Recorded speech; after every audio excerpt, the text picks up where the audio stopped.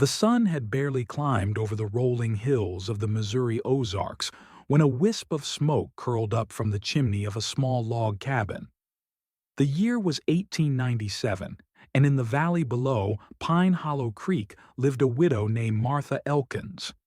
Her cabin was simple, a one-room structure built by her late husband Samuel from the cedar trees that grew thick in the woods behind their land.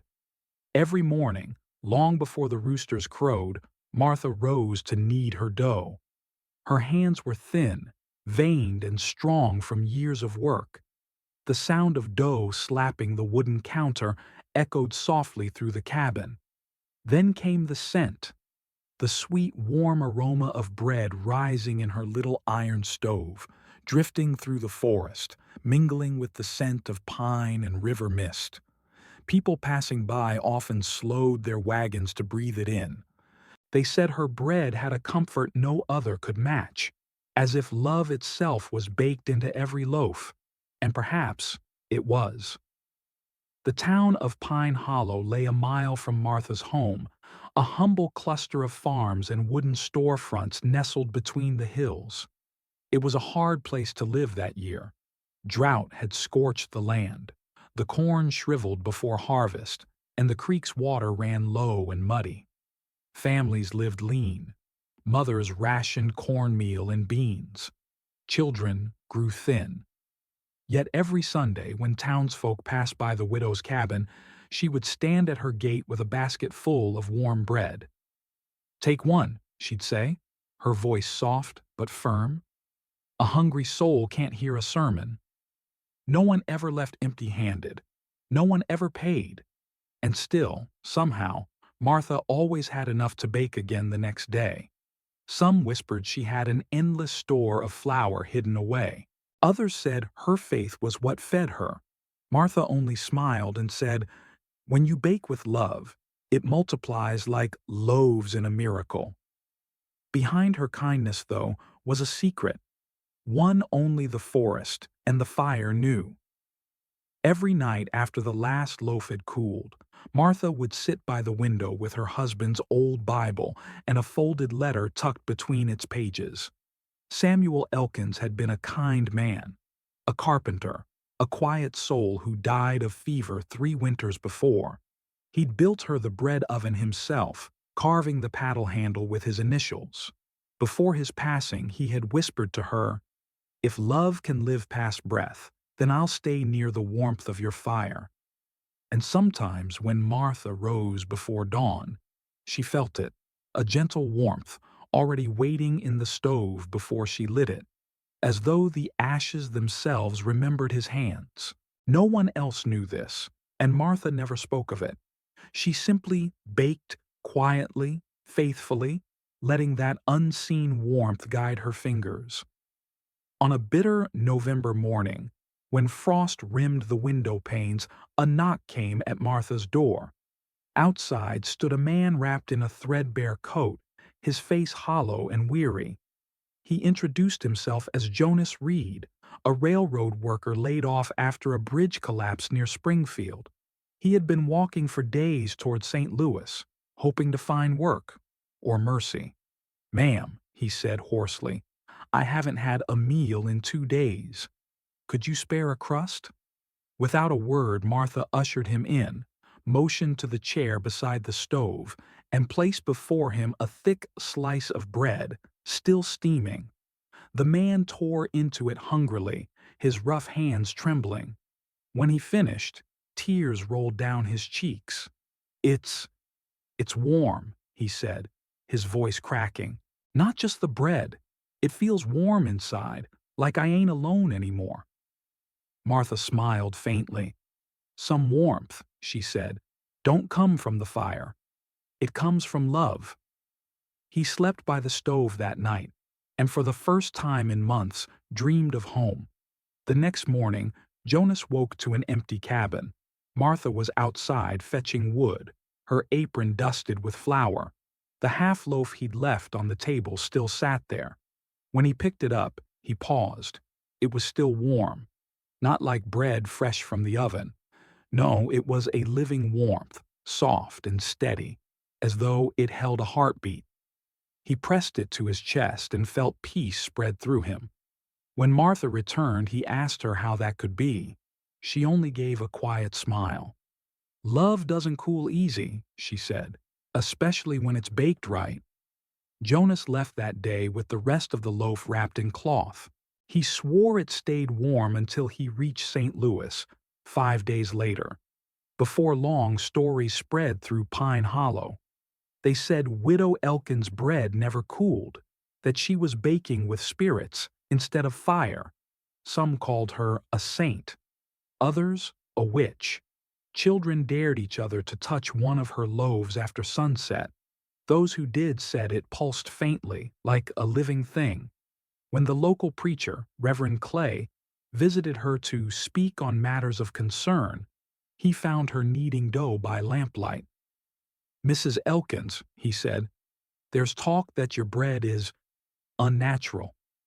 Martha looked up, her face lined with both weariness and peace. "Reverend," she replied softly, "if it's unnatural to feed the hungry, then maybe the world's been cold too long." He left that night with a loaf under his arm and, curiously, never spoke against her again. One late afternoon, a small boy knocked on Martha's door. His clothes were torn, his face streaked with dirt. In his hand he clutched a bundle of wildflowers. "Ma'am," he said timidly, "my mama's real sick. She can't eat nothing. Can I have a bit of bread for her?" Martha bent to his level, brushing the hair from his face. "Of course, child. What's your name?" "Eli," he said softly.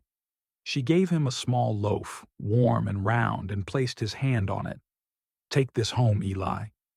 Tell your mama to hold it close. Sometimes the body can't take food, but the heart can still take warmth." 2 days later, the boy returned, alone, eyes red from crying. "Mama's gone," he said. But when she was holding the bread, she smiled. Said it felt like someone was waiting for her. Martha took him in her arms and whispered, "Then she went with peace." The talk of miracles reached the county sheriff, Harlan Price, a fair but skeptical man. He rode to Martha's cabin one morning to ask his questions. "Martha," he said bluntly, "folks say your bread stays warm even when folks pass. You know what people make of that?" She didn't flinch. "Let them think what they will. I bake with what's left of my heart. Maybe that's what folks feel." The sheriff looked around the small cabin, the woodpile stacked neatly, the stove glowing, the smell of wheat and hope in the air. Finally, he said quietly, "You ain't breaking no law by feeding people." Then, tipping his hat, he added, "But I reckon you're bending heaven's rules a bit." Martha smiled. "Heaven's rules bend for love." That evening, alone by firelight, Martha opened her husband's letter once more. It was old and faded, the ink blurred by time, but the words still burned bright. "If love can outlast breath, then I will stay in every loaf you bake, every soul you feed. Let our fire never die." She traced the words with trembling fingers. Outside, wind howled through the trees, but inside the cabin, the warmth held steady, as though Samuel himself were sitting by her side. She closed her eyes and whispered, "The fire hasn't died, my love. It never will." Winter came early that year, and it came cruelly.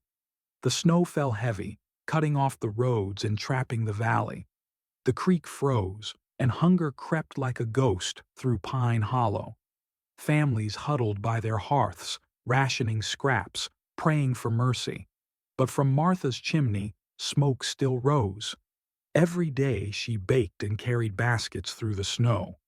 Her shawl pulled tight, her boots soaked, leaving loaves on doorsteps where children waited shivering. Her flour dwindled to the last handful, her woodpile nearly gone.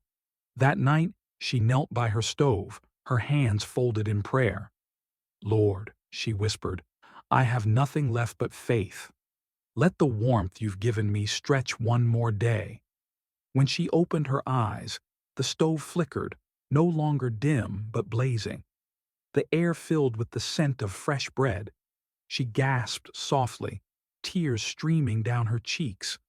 Outside, the storm howled on, but inside, the warmth never wavered.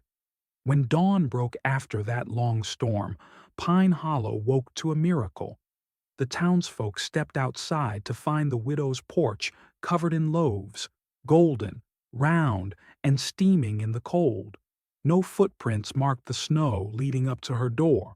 Children cried out in joy. Hungry families gathered, whispering prayers as they took the loaves home. Each one bore Martha's mark, a tiny cross pressed into the crust before baking. Martha stood by her window, weak but smiling, as she watched neighbors carry the bread away. She whispered to the empty chair beside her, "Samuel, I reckon the Lord heard us both." That day, no one in Pine Hollow went hungry. The miracle became legend overnight, though few knew that inside the widow's cabin, her last bag of flour was already empty. Spring brought thaw to the valley and a familiar figure to Martha's door. Jonas Reed, the railroad worker she'd once fed during the storm. This time, his clothes were new and his face was full of life. He carried a heavy sack of flour slung over his shoulder. "Martha," he said, smiling shyly, "I owe you my life. Thought I'd return what you gave me, tenfold." The widow's eyes glistened. "You don't owe me, son. You just pay it forward." But Jonas insisted, placing the flour by her stove.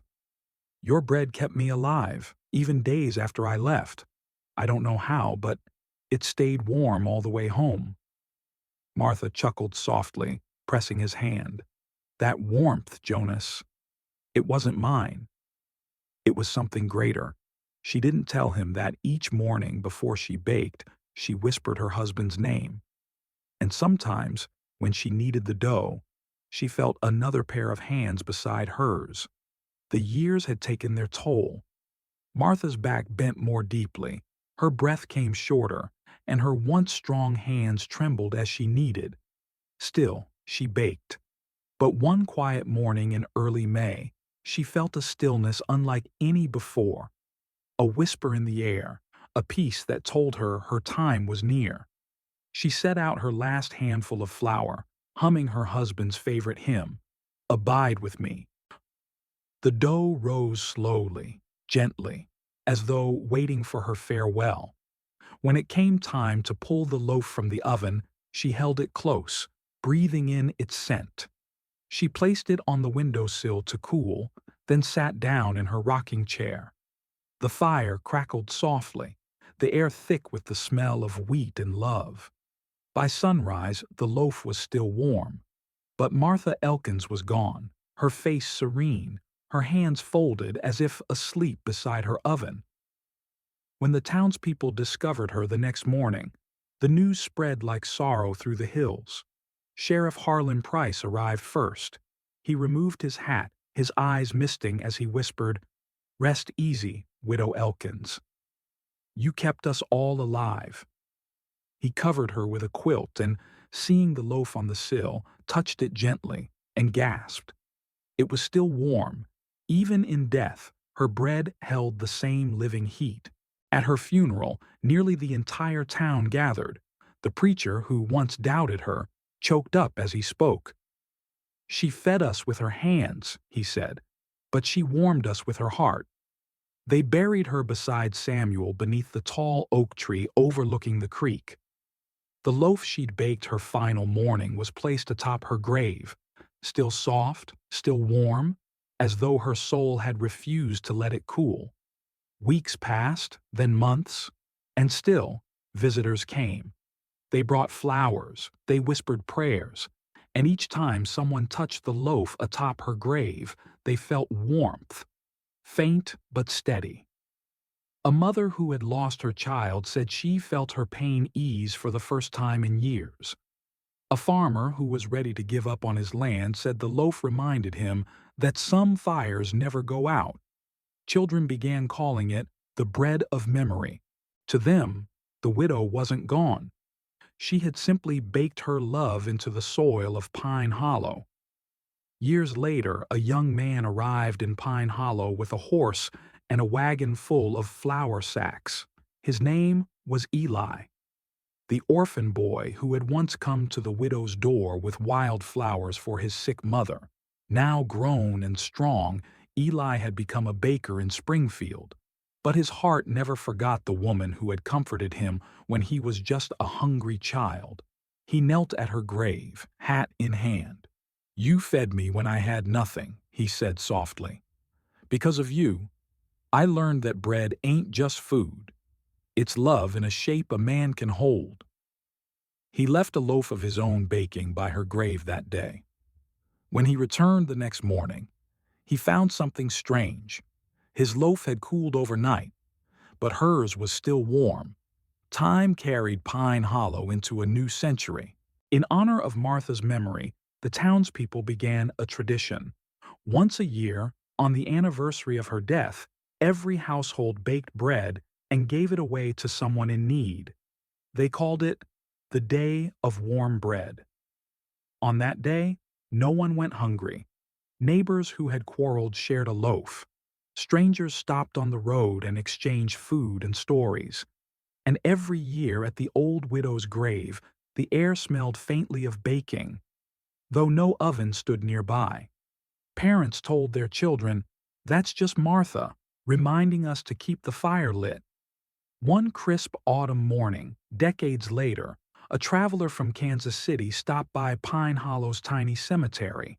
He'd heard the tale of the widow's warm bread and wanted to see it for himself. The locals led him to her grave beneath the oak tree. There it was, a loaf, simple and brown, sitting upon the stone marked Martha Elkins, 1839 to 1897. Her love fed more than bodies. The traveler laughed softly and reached out to touch the loaf. His smile faded. It was warm, unmistakably, gently warm. Even in the chill morning air. He looked up, eyes wide. "How's that possible?" he asked. An old woman nearby, perhaps the last who still remembered Martha's voice, smiled kindly. "Because, sir," she said, "love don't die easy in Pine Hollow." Over the years, scientists, skeptics, and wanderers all came to study the phenomenon. Some took samples of the bread. Others brought instruments to measure the temperature. None could explain it. But the townsfolk never tried to. To them, the miracle wasn't in the loaf. It was in what it represented. They taught their children that kindness, once given, never truly fades. That compassion leaves traces stronger than fire or time. Every warm loaf in Pine Hollow, every shared meal, every helping hand, all of it was Martha's warmth, carried forward by those who remembered her. Her legend outlasted generations, not because of mystery, but because of meaning. Today, if you wander the back roads of the Missouri Ozarks and follow the path by the old creek, you'll find Pine Hollow's quiet cemetery. Moss grows over the stones, and the wind hums through the oak leaves. But in one grave, hers, the air always feels a little different, softer, warmer. Sometimes, visitors say the smell of baking bread lingers faintly in the air. And if you dare to place your hand on the loaf resting on her stone, you'll feel it. A pulse of warmth that seems to come from the earth itself. They say it's her heart, still baking love into the world long after her fire burned out. And perhaps that's true, for warmth born of kindness never really cools.